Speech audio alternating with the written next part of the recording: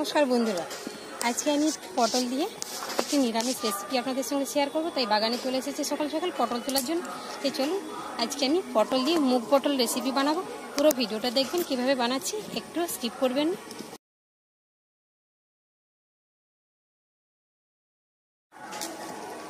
দেখুন একদম বাগানের কচি পটল। এই রান্নার জন্য একটু নরম নরম পটল নিতে হবে। আমাদের বাগানে যে পটল রয়েছে তা দিয়ে কিন্তু আমাদের সপ্তাহের হয়ে যায়, বাজার থেকে পটল আনতে হয় না। এটা আজকে তোলা যাবে না, এটা এখন দুদিন পরে তোলা যাবে। সেদিকটাতে দেখি কতগুলো রয়েছে।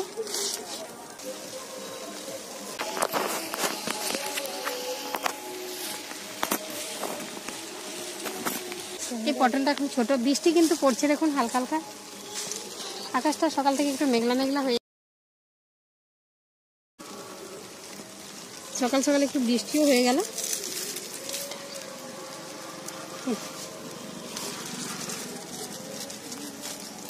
দেখুন কত সুন্দর একদম বাগানের টাটকা সবজি। আমি দেখাচ্ছি পরে কতটা পটল আমি তুলেছি। এটা পাতিলেবুর গাছ, দেখুন লেবুগুলো কত সুন্দর হয়েছে। এগুলো পাতিলেবু ঠিক না, গন্ধরাজ লেবু, অনেক বড় বড় হয়। আর পটল গাছের পটলগুলোকে কিন্তু পাখিরা খেয়ে যাচ্ছে, সব একটু বড় হচ্ছে তারপর পাখি খেয়ে যাচ্ছে। 500-র উপর হয়ে যাবে। এটা হলে কিন্তু আমার আজকের রেসিপিটা হয়ে যাবে। পুরো রেসিপিটা দেখবেন, একটু স্কিপ করে। আমি নিচে এখানে 1 চামচ জিরে আর 1 চামচ ধনে আর নিয়ে নিচ্ছি গোটা গরম মশলা। সব কিছুকে ভালো করে জল দিয়ে ভিজিয়ে রাখবো 5 মিনিট। 5 মিনিট পর বেটে নেবো মিহি করে শিলনোড়ায়।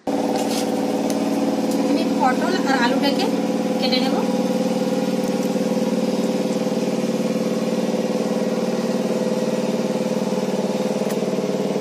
আমি এটা আলু দিয়ে বানাচ্ছি, আপনারা আলুটা না দিয়েও বানাতে পারেন।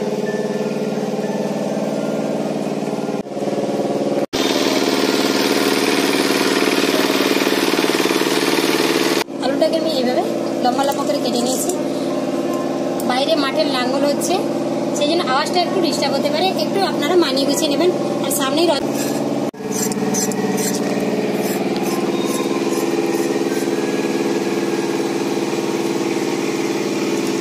পটলগুলোর আমি পুরোপুরি খোসাটা ছাড়াবো না। পটলের খোসাগুলোকে আমি এইভাবে আধো আধো করে রেখেছি, পুরোটা ছাড়াবো না। এটাকে এইভাবে আমি একটু লম্বা লম্বা করে কেটে নিলাম। আপনারা চাইলে পটলটাকে ছোট ছোট করে, যেমন আমরা আলু পটল করি সেরকমভাবেও কেটে নিতে পারেন, কিংবা আপনারা পুরো পটলটা গোটা রাখতে পারেন, দু সাইড একটু চিড়ে দিলেও হবে। এইভাবে করে ধরুন একটু এইভাবে করেও কেটে নিতে পারেন, কিন্তু আমি পুরোটা এইভাবে কেটে দিচ্ছি। বাড়ির পটল একদম নরম নরম, দেখুন একদম নরম পটল।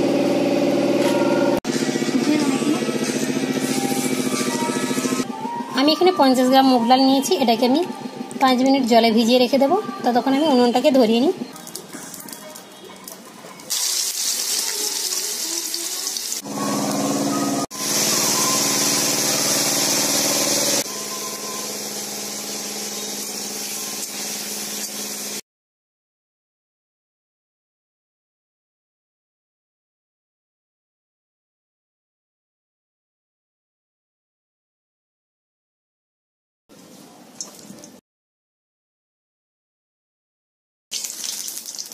জিরেটা আমার ভাজা হয়ে গেছে। এবার আমি দিয়ে দেবো আদা বাটা। আদাটাও আমার কষানো হয়ে গেছে। এবার আমি দিয়ে দিচ্ছি জিরে, ধনে আর গরম মশলা বাটা। দিচ্ছি আমি মুগ ডালটাকে আমি ধুয়ে রেখেছি।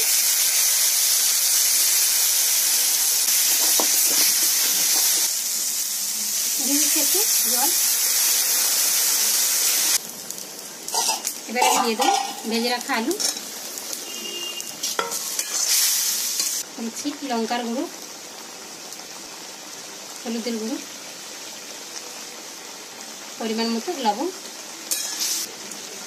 এবার দিয়ে দিচ্ছি পরিমাণ মতো জল। প্রথমে আমি জলটা অল্প দিয়েছিলাম মশলাটা যাতে পুড়ে না যায়, সেই জন্য।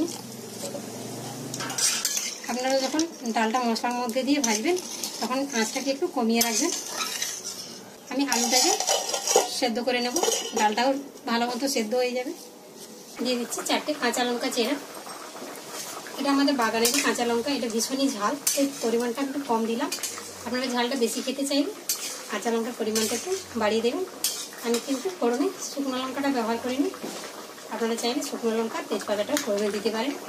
যে কোনো নিরামিষ দিনে এই রেসিপিটা বানালে সত্যি খেতে অসাধারণ লাগে, আর কিছুই লাগবে না, এই একটা সবজি হলেই কিন্তু ভাত খাওয়া হয়ে যায়। ভেজে রাখা পটলটা আমি দিয়ে দিয়েছি, তারপরে কাঁচা লঙ্কাটা দিয়েছি, সেটা কিন্তু আর দেখানো হয়নি। আলুটা আমার 80% সেদ্ধ হওয়ার পর কিন্তু পটলটা আমি দিয়েছি, সেটা আপনাদের দেখানো হয়নি। খুব সুন্দর একটা কিন্তু গন্ধ ছাড়ছে, মুগ ডালের একটা আলাদা গন্ধ রয়েছে। এখানে কিন্তু আমি কোনো মশলা ব্যবহার নামানোর আগে একটু ঘি দিয়ে নামিয়ে নেবো। আপনাদের কাছে যদি ধনেপাতা থাকে তাহলে ধনেপাতাটা দিয়ে নামিয়ে নেবে। এটা ভাত, পরোটা, রুটি সবার সাথে কিন্তু খেতে খুবই ভালো লাগে। আমার ভিডিওগুলো যদি আপনাদের ভালো লাগে তাহলে প্লিজ একটা লাইক করবেন। আপনাদের একটা লাইক কিন্তু আমাদের এগিয়ে যেতে অনেকটাই সাহায্য করে আর আমাদের উৎসাহ দেয় অনেক। আজকের এই ভিডিওতে যারা নতুন বন্ধু এসেছে তাদেরকে অসংখ্য ধন্যবাদ। ভিডিওটা যদি ভালো লেগে থাকে তাহলে প্লিজ আমার চ্যানেলটাকে সাবস্ক্রাইব করো, আর যারা পুরনো বন্ধু রয়েছে তাদেরকে অনেক ধন্যবাদ। যারা আমার ইউটিউব চ্যানেল থেকে ভিডিওটা দেখছো চ্যানেলটি সাবস্ক্রাইব করো। আর হয়ে গেছে, এটাকে আমি একটু ঘি ছড়িয়ে নামিয়ে নেব। দিয়ে দিচ্ছি 1 চামচ ঘি। নিরামিষ রান্নায় ঘি দিলে তার স্বাদ কিন্তু অনেকটাই বেড়ে যায়। আর এই ঘিটা কিন্তু আমি নিজেই তৈরি করেছি বাড়িতে, বাজারে কেনা ঘি না। দেখুন রান্নাটা কত সুন্দর হয়েছে, এটাকে আমি নামিয়ে নেব। রান্নাটা পুরো কমপ্লিট হয়ে গেছে, দেখুন।